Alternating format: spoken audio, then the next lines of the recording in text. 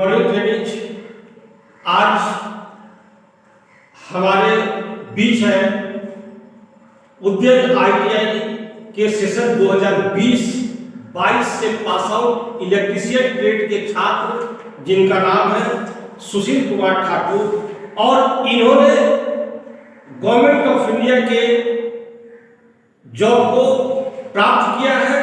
Railway recruitment Guwahati से इन्होंने technician के पद पर सफलता पाई। सबसे पहले सुशील ठाकुर बताइए कैसा महसूस हो रहा है ऐसे जब ये सरकारी नौकरी आमतौर पर लोगों को लगता नहीं है, लेकिन आपने कैसा महसूस कर रहे हैं इस जॉब को पाके? बहुत बढ़िया लग रहा है सर। हम सरकारी नौकरी सिर्फ घर के लिए लग रहा है कि नौकरी है नौकरी, लेकिन पूरा माँ का पापा का सबको उम्मीद है ये नौकरी। सबका उम्मीद था कि नौकरी होगा। सर लोग का बहुत साथ मिला हमको जब हम यहाँ पर ITI 2022 में करना है, तो सर लोग बहुत प्रोत्साहन किए कि ITI के थ्रू सिर्फ कंपनी में ही नहीं बल्कि रेलवे में भी अपॉर्चुनिटी है, आप AFP बन सकते हैं, टेक्नीशियन बन सकते हैं। तो सर के गाइडलाइन पर हम आगे चले और फिर सर का जो जितना भी बात था उसको हम अपना मन में रखे और तैयारी वाली किए। उसके बाद हमारा भी टेक्नीशियन में फाइनल हुआ। चले सर सुशील, आपने कैसे मेहनत किया और मतलब अपने नए बच्चों को आप क्या शिक्षा देना चाहिए कि वो मतलब कैसे इस तरह के जॉब पर सफलता पा सके?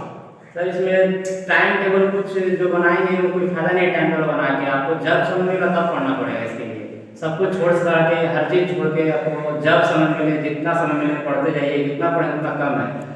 लगभग कितने घंटे पढ़ाई करना चाहिए एक बच्चे को इस कंपटीशन को, रेलवे के इस टेक्नीशियन या LP के कंपटीशन को सक्सेस से रहने के लिए? मिनिमम 8 से 12 घंटा तो पढ़ना ही पड़ेगा सर। उसके अलावा तो फिर कोई चांस नहीं है, क्योंकि बहुत सिलेबस लंबा होता है और समय बहुत कम रहता है। कंपटीशन बहुत ज़्यादा हो गया है जमाना। सही बात है। तो आपने तैयारी कैसे किया? हम सर अपना घर से ही तैयारी किया है। घर में रह के सारा ऑनलाइन लेके पढ़ के मैथ रीजनिंग जितना साइंस था सब घर में ही पढ़ते थे। ओके सुशील, लास्ट क्वेश्चन आपसे पूछ रहे हैं क्योंकि हम लोग को वीडियो इतना बड़ा नहीं बना सकते हैं, वैसा कोई सेटअप नहीं है हम लोग के पास, लेकिन आपको क्या लगता है कि आपको इस इंस्टीट्यूशन से, सर से किस प्रकार का मोटिवेशन मिला है कि आपने इस सफलता को प्राप्त किया?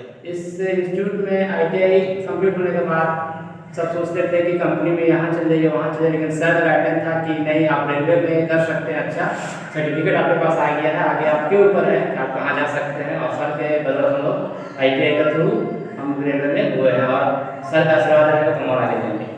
बहुत बहुत आपको मुबारकबाद सुशील, और हम उम्मीद करते हैं कि और आगे जाना है। इस उम्र में आप 22-23 साल की उम्र में जब इस पोस्ट पर आ गए हैं तो निश्चित रूप से जब 30 साल का उम्र पर आप जाइएगा तो इसी पोस्ट से आप ग्रेड 1 तक भी पहुंच सकते हैं, जैसा कि मेरा अपना ऑब्जर्वेशन है। तो आपको भविष्य के प्रति बहुत सारी शुभकामना और जिंदगी में कोई और खुशी आएगा तो निश्चित रूप से हम लोग को याद कीजिएगा। धन्यवाद।